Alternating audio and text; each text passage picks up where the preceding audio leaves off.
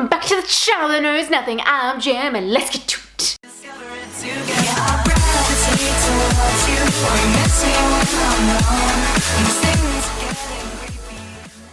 So today we're diving on into the pancake book tag. Delicious. The first question in this tag is pancakes sprinkled with sugar, and that is a book that has a dusting of beautiful prose, and I decided to go with Summer of Salt, the opposite of sugar. I really love this book. It's got a lot of beautiful language in it, and to be honest, the cover is quite misleading, you know. But also, I went in there with like some low expectations. This was a gift that my friend got me. Clearly she knows me very well, because every book she's ever gifted me for a birthday or whatever, I've really enjoyed and loved, and it's a good thing. Like, I'm saying like it's a bad thing, but it's really not. Like, I actually really like this book. And like, I expected it to be extremely gay from the front cover, and it was, but it wasn't really the whole story, and I really enjoyed the fact that it wasn't like central. Like, there was other things, like this whole story is being moved forward by like other things other than this relationship, and I liked it for that.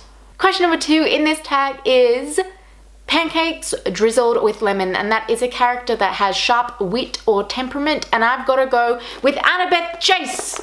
Yes, I love her. She's probably one of my favorite side characters.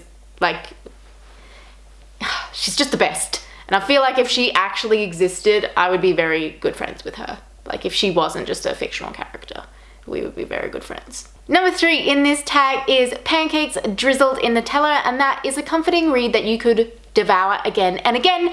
And oddly enough, I've gone with Harry Potter and the Prisoner of Azkaban. One of the scenes that really stands out to me in this book is when they're coming out of the Whomping Willow and Sirius is asking Harry to come and live with him. It's one of my favorite things in the entire series. It makes me so happy and then really sad, and I get people just like, how is this comforting? It's not comforting at all, but to me it is. It's really like, hey, like, you know, that family that's really toxic to you and really horrible, here's a way out. I know it doesn't end up happening, but the idea of it happening is very comforting to me. Question number 4 in this tag is pancakes and golden syrup, and that was a book that gave you a really bad book hangover, and I've got to go with If I Tell You for this one. I've never been so traumatized in my life. I mean, I probably have, but this one really messed me up in, I thought there was going to be a happily ever after, and I was really disappointed when there wasn't. It was very upsetting, and just with how the whole book sort of started, that's not how I thought it was going to end. I was very upset and not okay with it at all. Question number 5 in this tag is pancakes with strawberries and cream, and that was a book that gave you all the feels, and I gotta go with Tempest on this one. This is the most stupidest, but also the best, one of the best books I've ever read. I think I've like explained it before, but let's go into it again. It is about this time traveler dude right here, and at the very end, to save the love of his life, he decides to go back to the day that they met and decides to never meet her. And it's this whole thing that's kind of brought up, not again and again, but definitely at the beginning of the book. It's just like, hey, remember the day we met? You spelt your milkshake all over me. I think it was a strawberry one, which is kind of ironic with this question. But he decides to go back to the day, and I remember like reading that scene for the first time. I wish I could read it again, because my jaw sort of dropped in realization of what was happening, what the main character was doing, and I was like, I didn't think he was going to do that.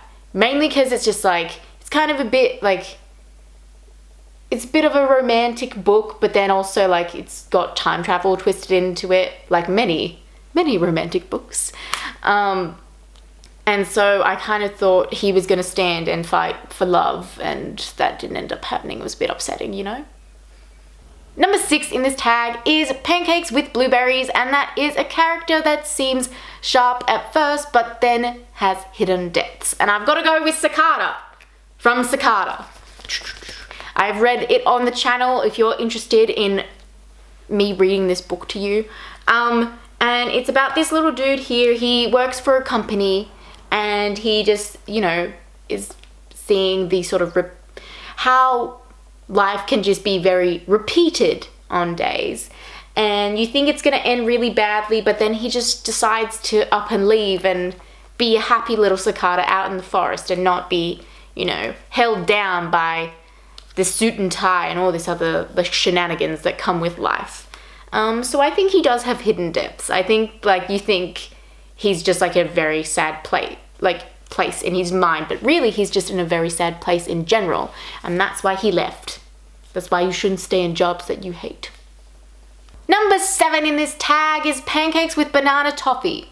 I'm not really sure what that is, but it doesn't sound good. Anyway, and that was a book with a plot that was so slippery you had to keep guessing what was going to happen.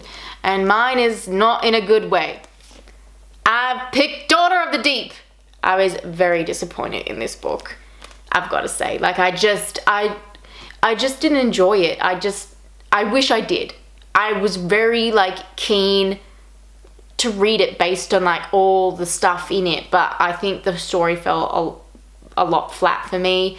I didn't like who the bad guy ended up being, or one of the bad guys. I thought that was really morbid and strange, and I didn't like that, basically because the school gets blown up at the beginning and a lot of people die, and that person ends up being alive and they think that they're dead. This is a bit of a spoonful feeding moment. A lot of people who've probably not read the book could probably guess based on what they've read of the blurb. But yeah, I was not impressed.